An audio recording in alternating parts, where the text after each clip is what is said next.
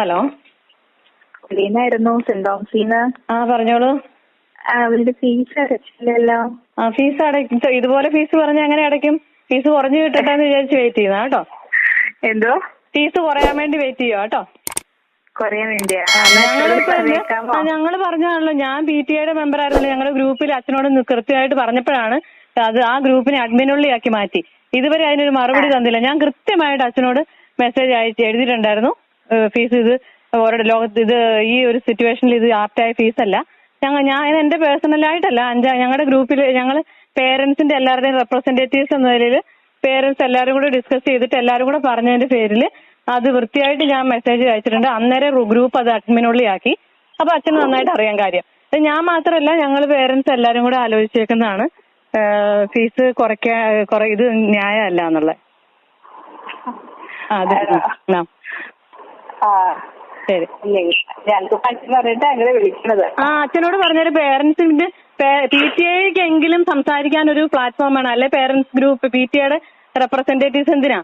അവർക്ക് പോലും സംസാരിക്കാനല്ല. എല്ലാ ഗ്രൂപ്പും അഡ്മിനുള്ളി. അച്ഛൻ വിളിക്കട്ടെ എന്ന് വിചാരിച്ച് ഞങ്ങൾ ഇരിക്കുക സംസാരിക്കാൻ വേണ്ടി. 2000 രൂപ തികയാത്ത പുസ്തകത്തിന് 7000 മിച്ചം രൂപ പൈസ മേടിച്ചിട്ടുണ്ട്. ആ പൈസക്ക് അതിന്റെ ഒരു ഉപയോഗം ഇല്ലല്ലോ. ഇപ്പൊ എക്സ്ട്രാ കരിക്കുലർ ആക്ടിവിറ്റീസോ സെലിബ്രേഷൻസോ ഒന്നുമില്ല. അപ്പൊ ആ 2000 രൂപയ്ക്കുള്ള പുസ്തകത്തിന് 7000 മിച്ചം രൂപ കൊടുത്ത് ആ ബാക്കി 5000 രൂപ എവിടെ പോയി?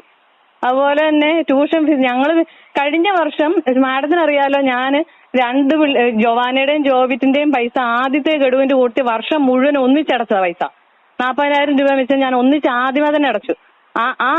ഞാൻ ഇതുവരെ ഒരിക്കലും ഒരു പൈസക്ക് കുറവ് വെച്ചിട്ടില്ല. കഴിഞ്ഞ വർഷം ആദ്യമേ എല്ലാ ഫീസും കൂടെ ഒന്നിച്ചടച്ച ഞാൻ. എന്നിട്ട് അവസാനത്തെ ഗഡുവിൽ അവസാനത്തെ മാർച്ചിലെയൊക്കെ ടീച്ചേഴ്സിന് ഉൾപ്പെടെ ശമ്പളം കുറച്ചല്ലേ കൊടുത്തുള്ളൂ. അപ്പൊ ഞങ്ങളുടെ കയ്യിൽ നിന്ന് മേടിച്ചതിനകത്ത് കുറവില്ലായിരുന്നു.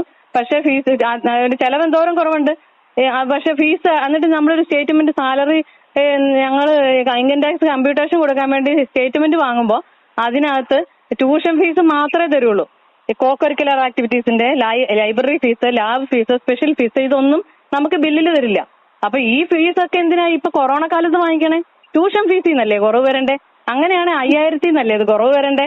അപ്പൊ അതുകൊണ്ട് അത് അത് അടയ്ക്കാൻ അത് ബുദ്ധിമുട്ടായതുകൊണ്ട് അത് പൈസ ഇല്ലാന്നല്ല, ഞങ്ങൾ പേരൻസ് അത് ഒന്നിച്ചല്ല, ഞങ്ങൾക്ക് ഗ്രൂപ്പുണ്ട്, ഞങ്ങൾ എല്ലാവരും പേരൻസ് തമ്മിൽ ഡിസ്കസ് ചെയ്തിട്ട് അവരെല്ലാരും പറഞ്ഞ അഭിപ്രായത്തിൽ ഈ ഫീസ് അടയ്ക്കണില്ല എന്നുള്ള രീതിയിൽ എല്ലാരും കൂടെ ഒന്നിച്ച് നിൽക്കാം. അച്ഛൻ വിളിക്കട്ടെ, PTA വിളിക്കട്ടെ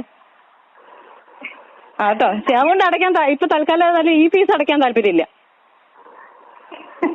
ശരി, ഓക്കെ. ഇത് പറഞ്ഞാലും അച്ഛനോട് ഞങ്ങൾ ഇത് ചോദിച്ചപ്പോ ഇതാ പറഞ്ഞത്. ശരി, പറയണ്ട. പിന്നെ വേണ്ട.